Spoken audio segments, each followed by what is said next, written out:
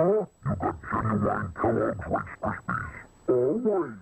Give you $1 for them. I'd rather have the Rice Krispies. Make it a whole lot of dollars. Buy yourself a motorbike. Wow! Uncle Woody, look at all the money I got for some Rice Krispies. $100.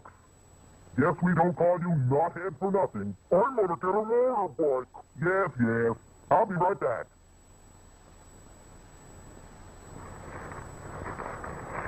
It looks mighty good, but no snap, no crackle, no pop. I've been swindled with fake Rice Krispies. Clean up your house, mister, for $1 in these Rice Krispies. It's a deal. Here you are, knothead. Start saving up for your motorbike. Wow, it's gonna be a rice day. Swindled again.